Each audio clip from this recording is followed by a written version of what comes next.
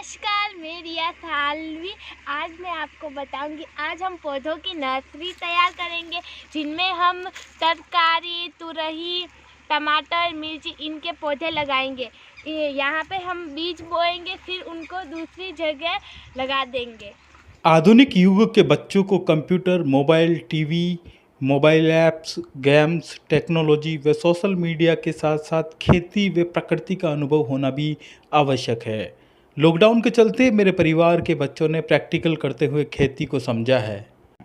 आप भी अपने बच्चों को अपने घर के आंगन में गमलों में पेड़ पौधे उगाने व नर्सरी तैयार करना सिखा सकते हैं। यह है रिया सालवी। देश में लॉकडाउन है, जिसके चलते पूरे परिवार के साथ रिया भी घर पर ही रहती है, लेकिन लगभग एक सप्ताह से रोज़ाना मेरे साथ खेत पर आ रही है। पहली बार हमें घर व खेत के एकांत में होने का लाभ मिल रहा है। 100 कदम पैदल चलने से कतराने वाली रिया आजकल रोज़ाना पैदल चलकर खेत पर आ रही है। गेहूं की फसल को एकत्र करवाने से लेकर मशीन से गेहूं निकलवाने, उन्हें बोरों में भरवाने जैसे कई कामों में रिया ने मन से पूरा सहयोग किया है। आमतौर पर रिया को कोई टास्क दिया जाता है तो वो टास्क को पूरा करती है, लेकिन अनमने ढंग से। इस बार इसने हर काम को पूरी लगन से किया है। 11 अप्रैल को तो गजब ही हो गया। मैं अपने दूसरे काम में खेत पर व्यस्त था। खेत पर बने एक छोटे से घर में रिया को बहुत सारे बीज मिल गए। उसने पूछ लिया तो माँ ने बता दिया कि 1-2 दिन बाद खेत में बोने हैं। रिया ने तय कर लिया कि वो आज ही बीज बोएगी। उसने मुझसे नर्सरी बनाने की पूरी विधि सुन ली, बस फिर किया था। खेत के एक कोने में बनी हुई एक बड़ी क्यारी में नर्सरी बनाने का काम शुरू कर दिया गया। क्यारी में खूब खरपतवार थी।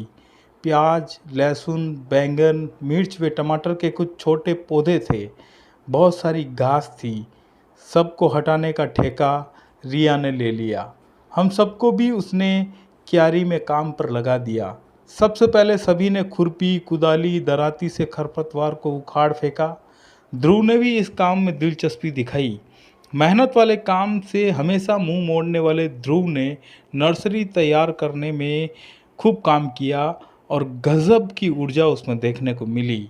ध्रुव ने लगभग 2 घंटे तक क्यारी को समतल बनाने के लिए काम किया। नीरू भी दूसरे कामों को छोड़कर क्यारी को अंत तक ठीक करने में लगी रही। क्यारी को खोदकर हल्का किया गया, खरपतवार को उखाड़कर खेत के बाहर फेंकी गई, बैंगन के पौधे के आसपास सफाई की गई।